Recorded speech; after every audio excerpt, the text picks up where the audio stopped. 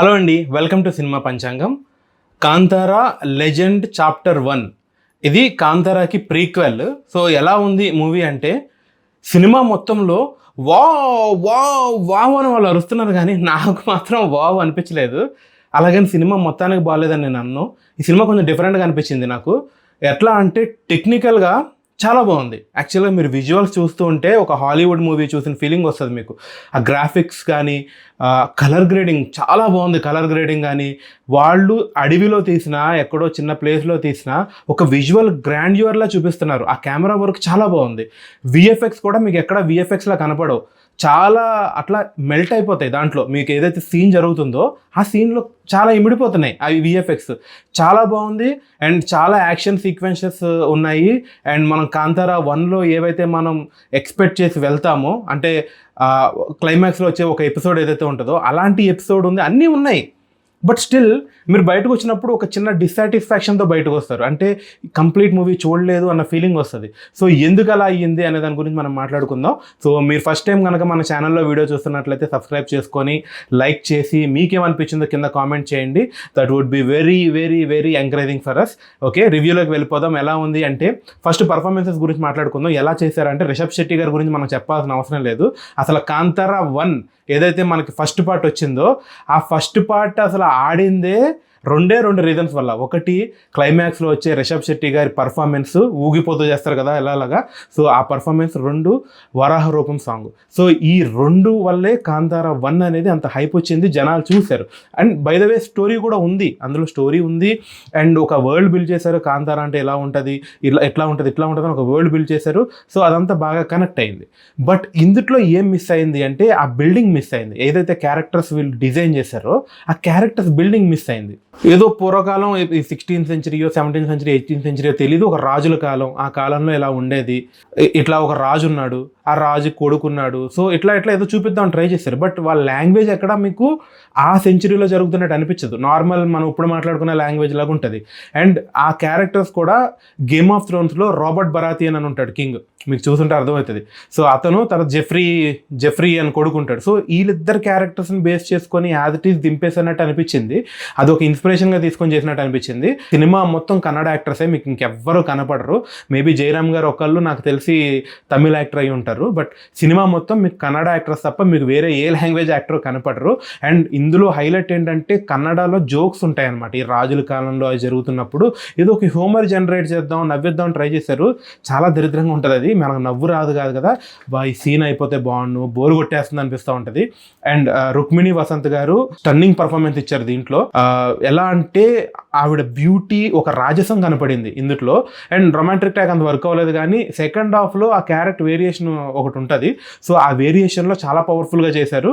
VFX and ఇందులో ఏదైతే visuals ఉన్నాయో ఆ విజువల్స్ మాత్రం లిటరల్లీ స్క్రీన్ మీద చూస్తున్నంతసేపు ఒక కొత్త ఎక్స్పీరియన్స్ తీసుకెళ్తుంది, ఒక కొత్త వరల్డ్లోకి తీసుకెళ్ళిన ఫీలింగ్ వస్తుంది. బట్ అదే ఎక్స్పీరియన్స్ ఒక స్టోరీతో, ఒక ఇంట్రెస్టింగ్ నేరేషన్తో బోర్ కొట్టకుండా చూపించుంటే చాలా బాగుండేది. చాలా సీన్స్ బోర్ కొడతాయి. కామెడీ ఎందుకు పెట్టారో నాకు అర్థం కాలేదు. యాక్చువల్గా పిచ్చి రాజు, పిచ్చి రాకుమారుడు అన్నట్టుగా ఏదేదో చేసేసి పిచ్చిగా చేశారు. అది పెట్టకుండా ఉండుంటే బాగుండేది. నాకైతే బాహుబలి వైబ్స్ కనపడి, వీళ్ళు నిజంగా చేసిన హార్డ్ వర్క్ అయితే మాత్రం లిటరల్లీ ఒక బాహుబలి మూవీకి ఏ రేంజ్లో అయితే హార్డ్ వర్క్ చేశారో, ప్రతి ఫ్రేమ్లోనూ మనకు హార్డ్ వర్క్ కనిపిస్తుంది. ప్రతి ఫ్రేమ్లోనూ ఇంత కేర్ తీసుకొని చేశారు ఆ విజువల్స్ అట్లా రావడానికి అని చెప్పి మనకు కనిపిస్తుంది. బట్ అది నేరేషన్లో ఉండుంటే ఇంకా బాగుండేది. మేబీ వాళ్ళు మోస్ట్ ఆఫ్ తులు ఫ్లేవర్కి వెళ్ళిపోవడం వల్ల, వాళ్ళ సంస్కృతికి సంబంధించి తీయడం వల్ల అది కనెక్ట్ అవ్వలేదు, మనకి ఏంటో తెలీదు. ఆ కల్చర్ని అండ్ ఈ సినిమాటిక్ ఎక్స్పీరియన్స్ని 2 మిక్స్ చేయడం దగ్గర చాలా కన్ఫ్యూజ్ అయిపోయాం. ఎందుకంటే మీకు స్టార్టింగ్లోనే సినిమా ఒక 10 minutes అనుకుంటా కంప్లీట్ నేరేషన్తోనే వెళ్తూ ఉంటుంది. వెనక ఇది ఇలా జరుగుతుంది, ఈ రాజు వచ్చాడు, ఇలా జరిగింది నేరేషన్తో వెళ్ళిపోతూ ఉంటుంది. ఇది ఒక ఎత్తు, అది మనకు అంత ఇంట్రెస్టింగ్ అనిపించదు. వీ షుడ్ ఫీల్ దట్ మన సినిమా చూసి ఇది జరుగుతుందని తెలియాలి. అలా కాకుండా అది వెళ్ళిపోతూ ఉంటుంది. అలాగే సెకండ్ హాఫ్లో చాలా సీన్స్ మీరు కాంతారాలో చూసుంటే ఈ ఎవరైతే ఈ పూనకం వస్తుందో వాళ్ళు ఓ ఓ అని అరుస్తూ కన్నడలో మాట్లాడతారు. అది ఫస్ట్ పార్ట్లో ఏవో 1-2 డైలాగులు ఏవో ఉంటాయి క్లైమాక్స్లో కాబట్టి ఓకే. ఇక్కడ ఊరికే చాలా క్యారెక్టర్స్ అట్లా కన్నడలో మాట్లాడుకుంటూ వెళ్ళిపోతారు. సో కింద సబ్ టైటిల్స్ వేయట్లేదంటే వేస్తారు, ఇంతంత చేయమంత చిన్న సబ్ టైటిల్స్ వేస్తారు. అవి చదువుతామా, వాళ్ళు చెప్పేది వింటామా, అది కూడా చాలా అల్ట్రా స్పీడ్లో మాట్లాడుతూ ఉంటారు. ఆ ఫీల్ మిస్ అయిపోతుంది. మనం అది చదివి వాళ్ళ మొహాల ఎక్స్ప్రెషన్ చూసే లోపు వెళ్ళిపోతుంది.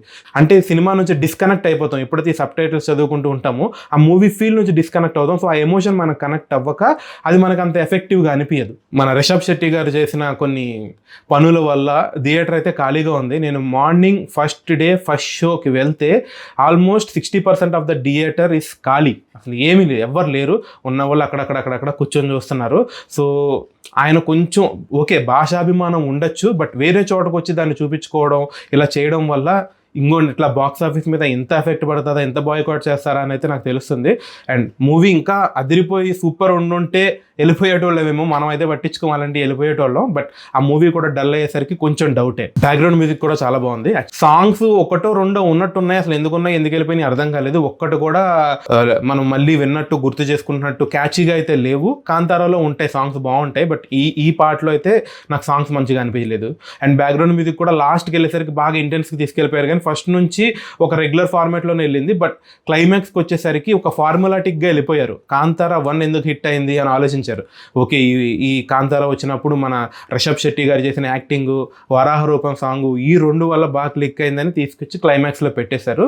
అండ్ ఇందుట్లో ఉండే విఎఫ్ఎక్స్, మళ్ళీ చెప్తున్నాను, విఎఫ్ఎక్స్ అంటే యానిమల్స్ కానీ ఒక క్రియేచర్ని ఒకటి క్రియేట్ చేశారు, అలాంటివి కానీ అవన్నీ కూడా చాలా న్యాచురల్గా ఉన్నాయి. అంటే ఆ క్రియేచర్ వదిలేసేయండి, అది ఏదో పిచ్చిగా అయిపోయింది. కానీ ఈ యానిమల్స్ మాత్రం చాలా న్యాచురల్గా చేశారు. అంటే ఇప్పుడు దాకా మన ఇండియన్ మూవీస్లో ఒక గ్రాఫిక్స్ కాదు ఏవో గుర్రం ఒకటి ఉంటుంది, పులి ఒకటి ఉంటుంది, ఇట్లాంటివి కోతులు, ఇవన్నీ గ్రాఫిక్స్ కాదేమో నిజంగా జరుగుతున్నాయేమో అన్నంత న్యాచురల్ గ్రాఫిక్స్ చేశారు. ఎక్కడా మీకు గ్రీన్ స్క్రీన్ ఎఫెక్ట్ కనపడదు. లైటింగ్ కానీ అది కానీ చాలా బ్యాలెన్స్డ్గా మెయింటైన్ చేశారు. ఈ మూవీ అంత రిచ్గా మన స్క్రీన్ మీద కనపడుతుందంటే 100% ఈ విఎఫ్ఎక్స్ అండ్ కలర్ గ్రేడింగ్కే క్రెడిట్ ఇవ్వాలి. చాలా బాగా చేశారు. అండ్ ఆర్ట్ వర్క్ కూడా బాగుంది. ఓవరాల్ మూవీలో అయితే చాలా హై మూమెంట్స్ ఉంటాయండి. కొన్ని అదిరిపోయింది, సూపర్ అని అనిపిస్తుంది. ఫస్ట్ హాఫ్లో కొన్ని వస్తాయి, ఇంటర్వెల్లో ఒకటి వస్తుంది. అండ్ మన కాంతారా పార్ట్ 1 ఏదైతే మనం ఫస్ట్ చూసామో ఆ సినిమాలో ఉండే క్లైమాక్స్ ఎపిసోడ్ని వీళ్ళు ఇంటర్వెల్ తర్వాత పెట్టేశారు తీసుకొచ్చి. అంటే క్లైమాక్స్లో ఇంకా బాగా చూడబోతున్నాం అన్నట్టు. బట్ అది ఆల్రెడీ చూసినట్టే అనిపించింది. ఇంకా దానికి ఇంటెన్స్ మిక్స్ చేయడానికి ఒక సూపర్ హీరో పవర్స్ లాగా ఇట్లా నేలకేసి కొట్టేయడం, విసిరేయడం అట్లా చేశారు. అంటే కొంచెం దాన్ని ఇంకా తీసుకెళ్దాము, అంటే ఈ ఫ్లేవర్ ఉండాలి బట్ ఇంకా తీసుకెళ్దాము అనే దృష్టిలో దాన్ని చాలా పైకి తీసుకెళ్దాం ట్రై చేశారు. అది కొంచెం ఆర్టిఫిషియల్ అయిపోయింది. ఫస్ట్ పార్ట్లో ఉన్నంత న్యాచురల్గా ఆర్గానిక్ అయితే ఇందులో కూర్చోలేదు. సో అట్లా పక్కకి వెళ్ళిపోయినట్టు అనిపించింది. అండ్ ఇందులో ఉండే యాక్షన్ సీక్వెన్సెస్ కూడా కావాలని పెట్టినట్టు అనిపించలేదు. ఎమోషన్ అంటే ఈ దేవుడికి సంబంధించిన ఎమోషన్ కూడా కావాలని పెట్టినట్టు అనిపించలేదు. అలా మెల్డ్ అయిపోయింది ఈ మూవీతో పాటు. సో ఆ రైటింగ్ ఒకటి బాగుంది. అండ్ ఇంకా ఇంట్రెస్టింగ్గా తీసుంటే బాగుండేది. అండ్ మళ్ళీ అదే చెప్తున్నాను, ఇంకా ఇంట్రెస్టింగ్గా చేస్తుంటే బాగుండేది. సినిమా ఓవరాల్ చూడకూడదు, వెళ్ళకూడదు, వర్స్ట్ అని నేను అన్ను. ఇంట్రెస్టింగ్గా లేదు అని అనిపించింది నాకైతే. కొన్ని చోట్ల నిద్ర వచ్చింది, కొన్ని చోట్ల నాకు బోర్ కొట్టింది, కొన్ని చోట్ల నేను డైవర్ట్ అయిపోయిన మూవీ నుంచి, కొన్ని చోట్ల ఏంటి సీన్ అని అనిపించింది. బట్ అలా అనిపించిన ప్రతిసారి నెక్స్ట్ ఒక 2-3 మినిట్స్లోనే ఒక హై సీన్ తీసుకొచ్చి పెట్టడం అట్లా చేసుకుంటూ వెళ్ళారు. సో బ్యాలెన్స్డ్గానే చేశారు. ఓవరాల్ మూవీ అయితే నాకు కాంతారా 1 కూడా నచ్చలేదు. టు బీ ఫ్రాంక్, ఎందుకు నచ్చలేదు నాకు తెలియదు. చాలా మందికి నచ్చింది, సూపర్ హిట్ అంటారు. మేబీ అది నచ్చలేదు. అండ్ ఇది కూడా నాకు ఓకే యావరేజ్ అనిపించింది. బట్ నాకెందుకో కాంతారా 1లో స్టోరీ ఉంటుంది, విజువల్స్ ఇంత లేకపోవచ్చు, బట్ స్టోరీ ఏదో నడుస్తుంది. ఇందులో మాత్రం స్టోరీ ఉంది, ఏదో కాంప్లికేటెడ్ స్టోరీ, ఏదో ఇంట్రెస్టింగ్గా లేనట్టు ఏదో నడుస్తుంది. వాడు ఇలా జరిగాడు అదంతా ఇంట్రెస్టింగ్గా ఏంటంటే ఒక ఇంట్రూగింగ్గా ఉండాలి మనకి, అది లేదు. విఎఫ్ఎక్స్ వరకు అండ్ విజువల్స్ మట్టికి కాంతారా 1 కన్నా నెక్స్ట్ లెవెల్ ఉంది. ఇది కాంతారా 2 పార్ట్ 2, బట్ యాక్చువల్గా ఇది ప్రీక్వెల్. సో నెక్స్ట్ పార్ట్ కూడా ఒక హింట్ ఇచ్చారు క్లైమాక్స్లో. నాకు మరీ అంత కొత్త స్టోరీ రాజులు పెట్టి ఇవి చేసి ఆ టైంలో జరిగినట్టు ఏం అనిపించలేదు. చాలా మటుకి బాహుబలి రిఫరెన్సెస్ తీసుకున్నట్టు అనిపించింది. సో ఓవరాల్ ఇదండి మన రివ్యూ కాంతారాకి. మీరు కూడా మూవీ చూసి మీకేమనిపించిందో కింద కామెంట్స్లో చేయండి. సో కన్నడ వాళ్ళు వచ్చి తిట్టేస్తారు ఆబ్వియస్లీ, నాకు తెలుసు. ఆల్రెడీ సూఫ్రమ్ షోకి జరిగింది. నాకేం కన్నడకి యాంటీ కాదు. కన్నడ మూవీస్ చాలా మటుకు మేము చూసినవి నచ్చినవి ఉన్నాయి. సినిమా ఎలా ఉందో అలాగే చెప్తున్నాను. సో అర్థం చేసుకోండి. Thank you so much for watching cinema పంచాంగం. సబ్స్క్రైబ్ చేసుకోకపోతే సబ్స్క్రైబ్ సబ్స్క్రైబ్ చేసుకోండి. చాలా రివ్యూస్ వస్తూ ఉంటాయి. నా వ్యూ మీకు కొంచెం మ్యాచ్ అవ్వచ్చు, మ్యాచ్ అవ్వకపోవచ్చు, బట్ సబ్స్క్రైబ్ చేసుకొని చూస్తూ ఉండండి. మీకు ఏదైనా ఇంపార్టెంట్ అనిపిస్తే లైక్ కొట్టండి. Thank you so much for watching. Thank you so much.